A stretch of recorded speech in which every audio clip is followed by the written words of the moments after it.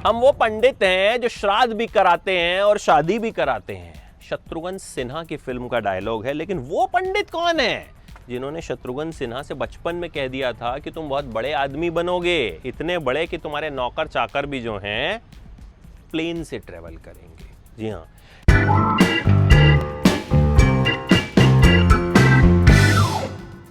शत्रुघ्न सिन्हा पटना में पैदा हुए। 4 भाई बहन, राम, लक्ष्मण, भरत और सबसे छोटे अपने शत्रुघ्न सिन्हा शॉटगन। बचपन से ही स्मार्ट तो थे नहीं, कटा फटा चेहरा बाद में हो गया था, मूछें थी, लेकिन फिर भी हीरो बने। कैसे बने यही कहानी आज हम आपको बताएंगे। और कहानी शत्रुघ्न की इसलिए भी कि बेटे लव सिन्हा जो हैं वो राजनीति की पारी खेलने के लिए एकदम तैयार हैं। कितने कामयाब होंगे नहीं होंगे नहीं पता, फिल्म में आ चुके हैं। सदियां फिल्म से डेब्यू किया था, फिर पलटन फिल्म में आए, तो फिल्मी दुनिया में तो नहीं चले पिता की तरह। अब राजनीति में कितना कामयाब होंगे देखने वाली बात होगी। लेकिन शत्रुघ्न सिन्हा के बारे में एक पंडित ने बचपन में कह दिया था कि बहुत बड़ा नेता बनेगा ये।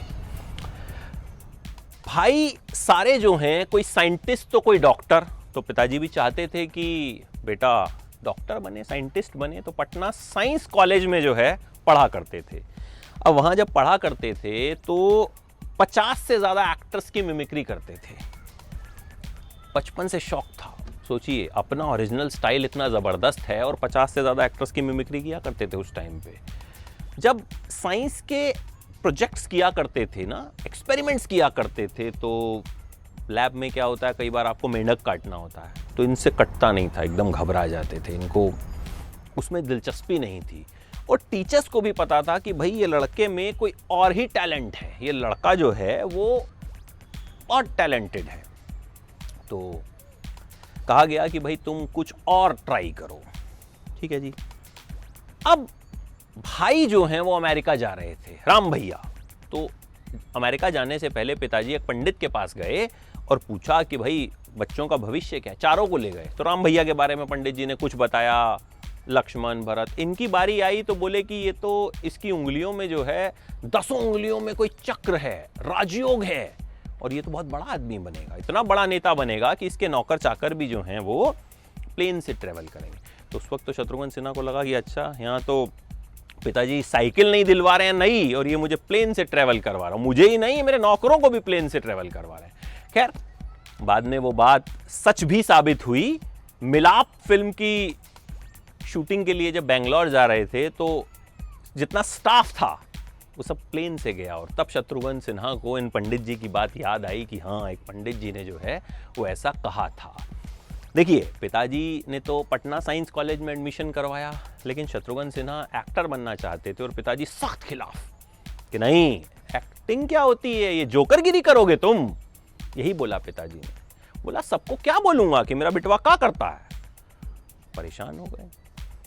FTII का एग्जाम दिया और पहली बार में सेलेक्ट हो गए। कोलकाता सेंटर उन्हें मिला। बहुत इम्प्रेस हुए उनसे जो वहाँ मौजूद लोग थे।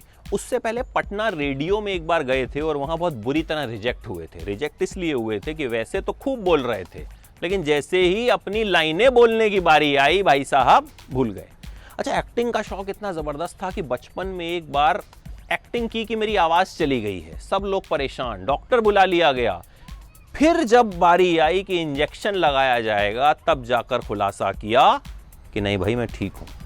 ऐसे ही एक बार बेहोश होने की एक्टिंग की थी। तब भी बहुत देर बाद जो है रास खुला कि भाई साहब एक्टिंग कर रहे हैं।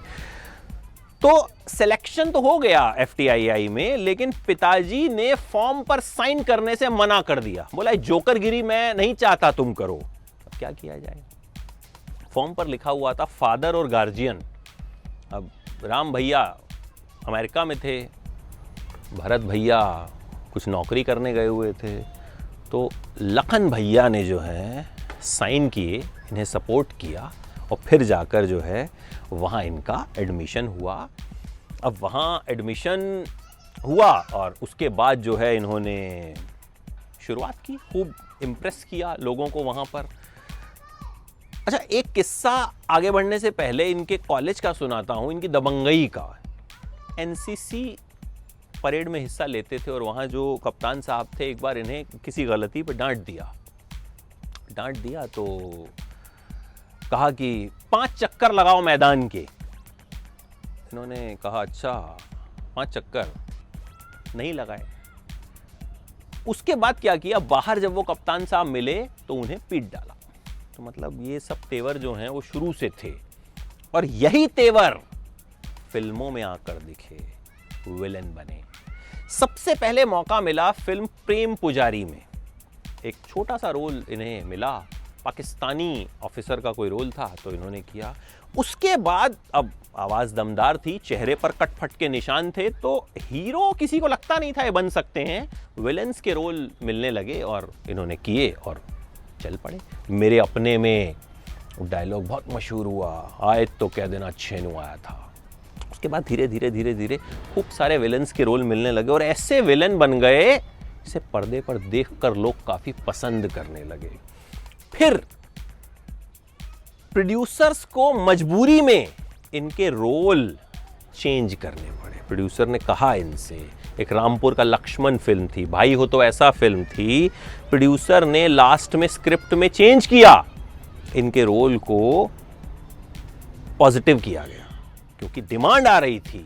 और फिर धीरे धीरे जो हैं, जिस फिल्म में ये विलन हुआ करते थे, हेमा मालिनी हीरोइन थी, अगली फिल्म में इन्हें हेमा मालिनी का हीरो बना दिया गया। तो धीरे धीरे खुद को साबित किया और एक ऐसे एक्टर साबित हुए जिसका अपना एक यूनिक स्टाइल रहा।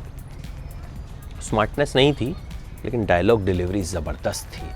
अच्छा, उस पंडित ने जिसने भविष्यवाणी की थी कि ये बड़े आदमी बनेंगे, उसने ये भी भविष्यवाणी की थी कि तुम्हें बहुत खूबसूरत बीवी मिलेगी, पूनम के चांद जैसी बीवी मिलेगी, और मिली। जब दिल्ली आ रहे थे ना पटना से, तो ट्रेन के कंपार्टमेंट में एक लड़की बैठी हुई थी, पूनम चंडी रमानी।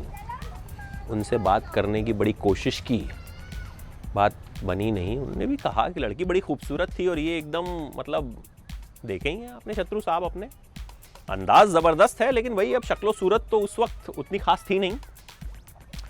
तो लेकिन इश्क के मैदान में डट गए और आखिरकार पूनम को राज़ी कर लिया। लेकिन सासू माँ जो हैं वो राज़ी नहीं हुई बहुत आसानी से। सासू माँ ने तो कहा कि ये लड़का, इससे शादी करोगी तुम, ये तो गुंडा लगता है, देखो चेहरे पर कितने कटवट के निशान हैं। खैर आखिरकार वो भी मान गई और फिर मुंबई में दोनों ने स्ट्रगल शुरू किया। और आपको हैरानी होगी कि पूनम जो है इनकी पत्नी, वो पहले कामयाब हो गई थी, उन्हें हीरोइन का रोल पहले मिल गया था, इन्हें बाद में काम मिला था। लेकिन फिर बाद में शत्रु साहब खूब मशहूर हुए, खूब जो हैं अपने डायलॉग्स की वजह से, अपने अंदाज की वजह से खूब उनके चर्चे रहे। और जब भी जहाँ भी वो मौजूद होते हैं, उनका अंदाज ऐसा होता है कि हर किसी को कर देता है खामोश। एबीपी न्यूज़ आपको रखे आगे।